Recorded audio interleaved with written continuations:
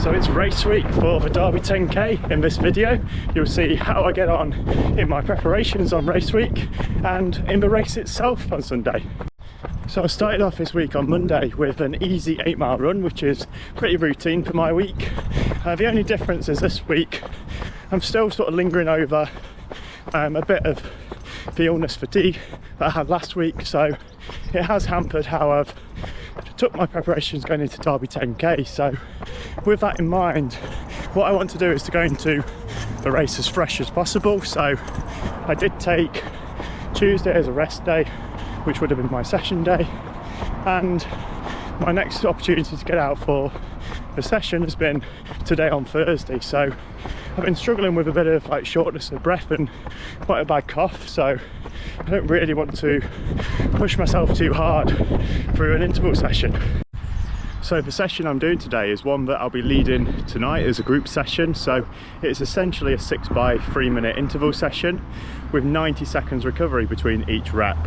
But the twist here is that after 2 minutes of each rep there'll be a slight increase of pace. So we're looking at going from sort of a 5k 10k sort of pace and running it faster than that pace for the increase towards the end. And the other difference is with the recoveries. So the recoveries start as a jog recovery, which is a more sort of intense recovery at the higher end, and then it goes off to a walk recovery on reps 3 and 4, and then a static recovery on rep 5. So the idea of this is that you should be able to speed up throughout the session. As the recoveries get easier, you'll be able to recover fully from each rep on the walk and the static, as opposed to the jog recovery on the first couple of reps. So off we go on rep 1. So that's halfway through the session now. I've done 3 of the 3 minute reps. So I've had the 2 lots where I've done 90 seconds jog recovery. Quite tough to go back and get out on the third one, especially after that. But these ones I've got walk recoveries now, so for the next 2 reps I should recover a bit better and be fresher by the time I come round to the rep. Rep 4, off we go. So that's 5 reps done now, and I'm on to the static recovery between rep 5 and 6. So this should allow me to fully recover going into a rep. So 30 seconds in, my breathing's still a little bit heavy, but getting on for the last minute, when I'm ready to go again, I should be recovered and ready to do a little bit quicker pace on that last rep. So that's the session done now, 6 by 3 minutes, and I was getting just that little bit quicker towards the end. So when I look at my paces after the session, it looks like I started off a little bit steadier, but it still felt hard, and I progressed from about 6:20 per mile down to 6 by the end of a session. But it's nowhere near where I'm at when I'm fully fit, because I can run 3-4 minutes, can run mile reps which take about 6 minutes at that pace. So definitely struggling this week, and it's not a really good sign going into Derby 10k. I definitely think I'm still struggling from the illness I've had, and I can still feel it, so it's a good job I didn't get out and do my session on Tuesday or Wednesday this week, because it would have been probably a little bit worse. So you're joining me again on my Friday evening run. So work done for a week. I've been for a trim, had my ears lowered, so I should have that nice sharp haircut for race day.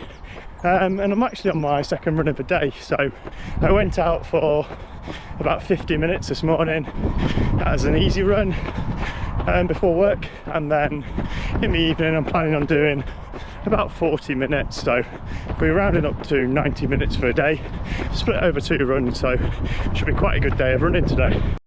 It's a good opportunity to talk about what I'm going for on race day. So what are my goals going to be going into the Derby 10k, and this is one that I probably tell myself quite a lot, but when I've not been feeling that good on race week, I'll say, well, I'll go out with a sort of conservative goal in mind and then see if I can pick it up in the last mile or 2, finish strong and get a faster time than I was hoping for. So I mean, I do kid myself sometimes, but I did a little bit like that at Bolsover, that I said I'll head out for sub 40 pace and ended up just clinging on for a sub 40. So I think that would be my minimum goal, a sub 40 on a flat course at Derby. Bearing in mind how I've been feeling this week, would be a pretty decent effort. I'd really like that sub 39 if I can. That would be sort of a stepping stone in the right direction as I work down towards my PB of 36:41. So Saturday morning was time for parkrun, and this time my first visit to Bramshall Road parkrun in Uttoxeter. So after a few warm-ups, me and Lola were ready to go, so we ran round. It's a 3-lap loop, so I ran there with Ryan in the green top. You'll see me coming past on another time on our second, going into the 3rd lap, and then going into the finish in a time of just under 22 minutes this morning. Go, go, go!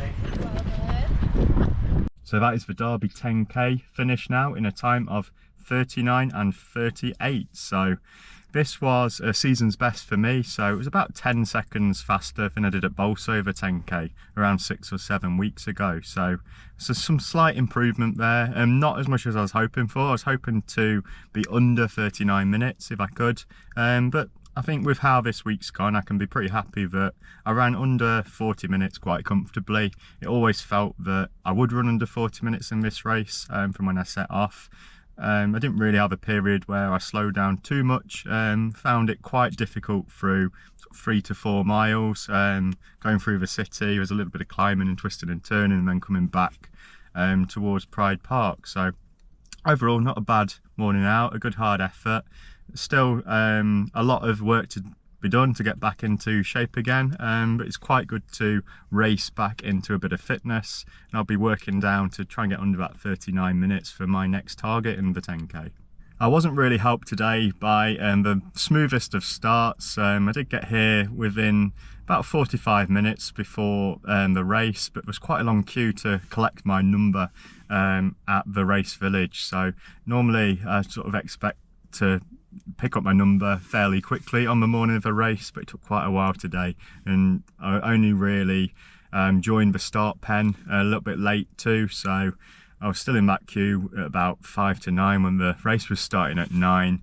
Then had to sort of dash, didn't really get a warm-up in, and then set off in wave 2, which meant a bit of weaving through a few runners to get into a bit of clear space.